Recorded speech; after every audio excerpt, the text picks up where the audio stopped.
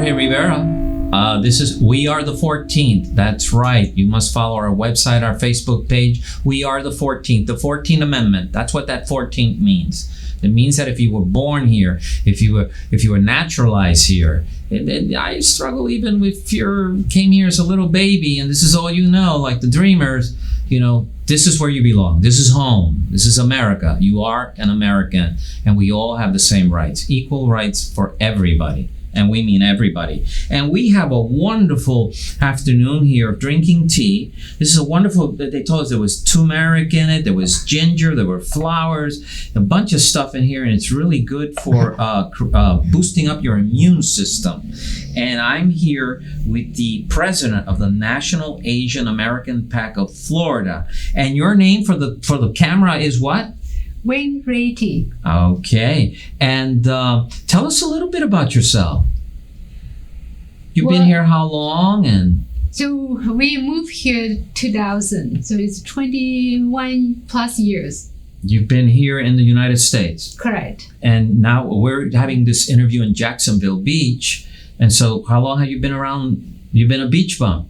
Well, we moved to Jacksonville since 2006. Oh, wow. Mm-hmm. So you've been here and you have your own little establishment here. The name of it is? House of Leaf and Bean. That's right. If you like organic, vegetarian, wonderful place. But we're not here to talk about food today. Mm-hmm. We're here talk about a very serious topic. And sadly to say, in the last... Well, this has been going on for a long time for different groups when different things happen. But now there's this anti-Asian feeling going to the country, mm-hmm. which kind of breaks our hearts. How have you dealt with this situation yourself, personally? Yes, it is very difficult. When I see our seniors attacked on the streets and our brothers, sisters harassed and attacked in their neighborhoods, our children are bullied or called China virus or Kung flu, it just break my heart. Mm-hmm. They are Americans just like you and me, mm-hmm. but they are targeted, right. And they are victimized. Right. But most outrageous is that those people are the most vulnerable people in our community, mm-hmm. seniors, women, and children. This is not America we used to. Right, because for us who do once in a while crack a history book, mm-hmm. We know the Japanese internment camps. We know about the struggle mm-hmm. of the Chinese who built our railroads, mm-hmm. And all the things they did. I guess by the 2000s, we kind of felt that this was past history. Mm-hmm. And now suddenly we're hearing all those slangs again. We're hearing people say these things. Mm-hmm. Someone had mentioned me about a T-shirt mm-hmm. That actually said, "Don't shoot, I'm not Chinese." I mean, it is heartbreaking, like you say. So when we talk about mm-hmm. this suddenly hate wave against Asians, mm-hmm. when we use the term Asians, mm-hmm. what does that include? Yeah, well, Asia is a continent, right? So people who come from Asian continent, and then we call it Asian. But in America, all of us look Asian because it doesn't matter it's from China, from Korea, from Japan, from Vietnam, from Philippines. Mm-hmm. Even you go further, like Cambodian. Even Native Americans look Asians, and they say they did come from Asia one long time ago. So it's many countries in the Asian continent. You can't millions and millions and millions of people. A lot of people here. Mm-hmm. It's really AAPI. Mm-hmm. Asian Americans and Pacific Islanders. Yes. So once Hawaiians mm-hmm. and Togans. Yeah. Mm-hmm. Yeah. So it's a huge group. The real problem isn't mm-hmm. Asia, be it China or South Asia and India. Mm-hmm. It's just different. Mm-hmm. We have this fear of difference. Mm-hmm. We're afraid of the other, somebody who's not part of our tribe. Right, right. The flavor of hate this week happens to be Asia. Mm-hmm. So in your National Asian American PAC of Florida, in this group here, what are the aims of this group? We got our people in our community. So in Asian community, traditionally, they like to make peace like to live peacefully, And mind keep their quiet. own business. Mhm. Yes. So we wanted to wake them up. We wanted to encourage them to come out their comfort zone, to be more engaged in the community, in the schools, and even participate in the political process, to cherish their rights to vote. Right. There was a German writer who was quoted once that he said, when the Nazis were in power, when they came and took my left-wing friends, I didn't say anything. When they took my Jewish neighbors, I didn't say anything. When they took what they considered Catholic radicals, I didn't say anything. And then came the day when they came for me. Correct. So what we do now is really protecting ourselves from the future. If you allow these things to happen to a certain group of people, there's no guarantee that it won't be used against you. And this is very this is where I see you have to. So for me, I see for our country, our country is supposed to be really welcoming, full of loving and kind people. Right now, just all this negative things going on. Just like I feel like our country is lost, but I don't think people are lost. Like you and me, we are doing the right thing here. Right. That's a great point, because I heard a little of your history when your husband, he's a white American, and you both have a very happy and long marriage. But you were saying of how well you were treated by his family, how they really loved you and looked after you and helped you when you came to this country. Yeah. So now you guys have been together 20 plus years. Let me ask you, John, how do you feel not being Asian, being sort of caught in this hysteria or phobia that people have? Well, I mean, first let me say that over this time, I've never seen Wen afraid out in public. But recently is the first time I've ever heard her even talking about fears about her personal safety. And even though she doesn't show it on her face, when I hear her talking from her heart, I find that really disturbing. But for a long time, throughout our entire, so long as we've known each other, we've always talked about the challenges that America faces of being a diverse, racially mixed country. For me, I find that with America's history of being a nation of immigrants, built by immigrants, I find that to be a source of pride. So when I think about the poem at the foot of the Statue of Liberty, that I find incredibly inspiring, and I wish that that would be more of our national symbol. Unfortunately, that's not where we are today, but I think it's part of our national character, and I hope that for all of us as Americans that we can rally around that type of symbol. Well, I'm of immigrant parents, Puerto Ricans. We're not immigrants because we came here, it's because we were invaded and taken over. So we have no choice in that, and we are sort of a thorn on the U.S. government because somehow we're looking for our identity, and and we are fighters. We have more world boxing champions than any country in the world. We are a sort of thing. So, but to me, that whole part of it is, okay, we are in America, we see it changing, but when we have a cousin who looks very Anglo, we call him the spy because he can sit among them and he can listen, and they'll speak because they don't know he's one of ours.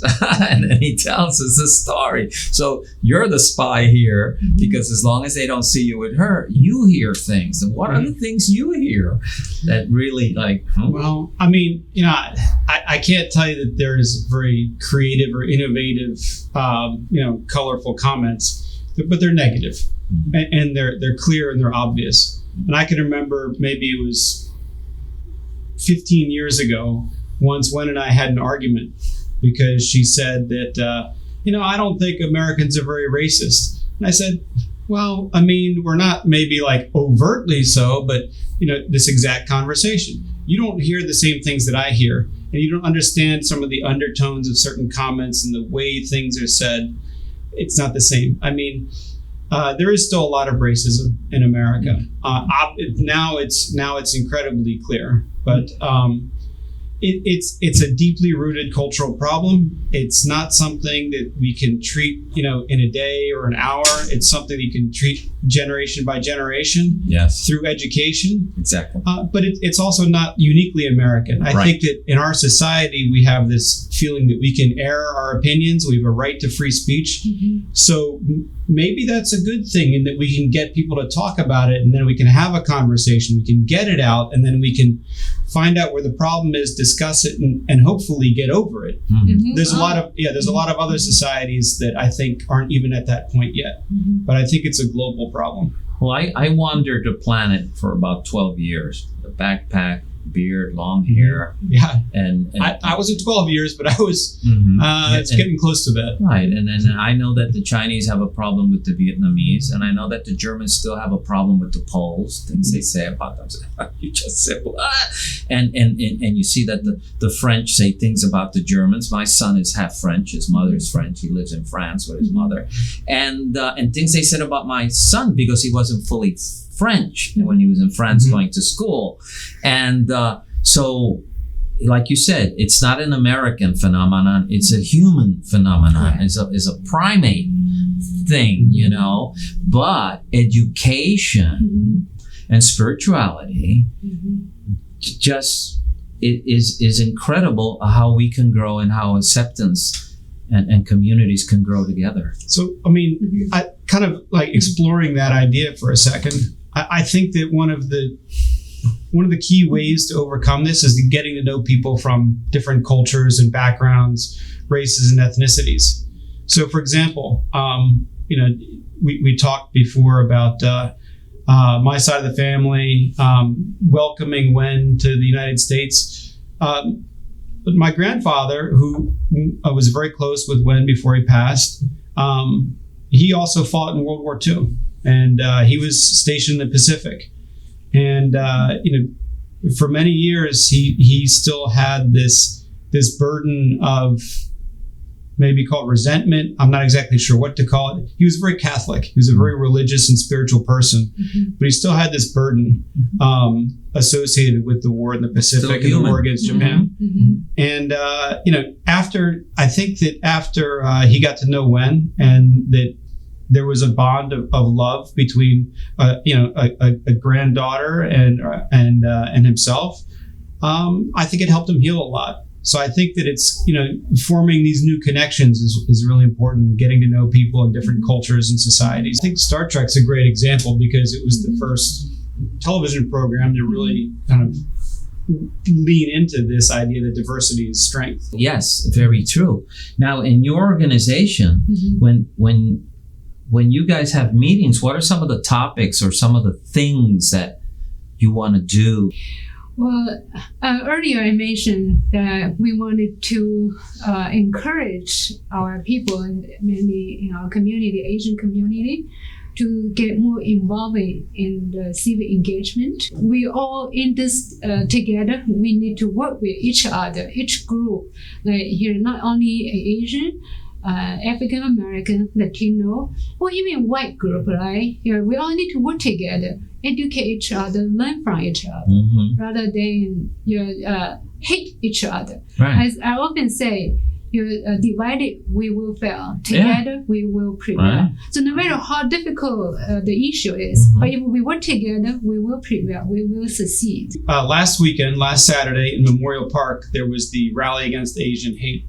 And it was a really impressive event. But just the attendees who came were not just Chinese Americans or Filipino American or Indian American. There were a lot of people like myself, Caucasian Americans, what you call white guys or white gals who were there, who were out there. They came, with their signs saying, stop Asian hate, or, diversity is strength, or, wake up America, things like this. There were also people from the African American community, their Latin American community. So it was really great to see this coalition of support that came out together, and I hope that's something that will continue to build here. This is like a wake-up call for our community too. So going back to the National Asian American PAC of Florida, as you president, how do people who are not part of this organization help your organization? Yeah, so in Florida, we are a small group, so all of us volunteer.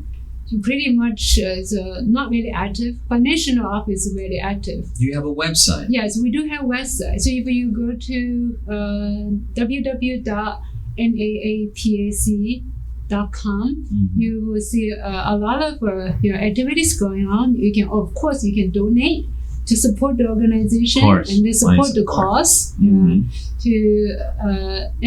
Of course, there are other activities going on. Keep the message. Get the message out or participate the campaign. When they have an election going on, we will always have the activities that, for example, to get out to vote or register voters, all those kind of activities. Very important. Yes.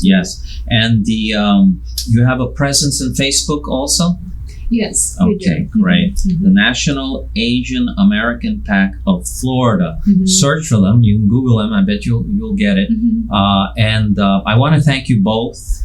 Thank you. And hope the next time we have a meeting, it's in a more positive light of change really coming, and that it is people like you who step out and risk are the ones who create the change in a country like ours. So, kudos.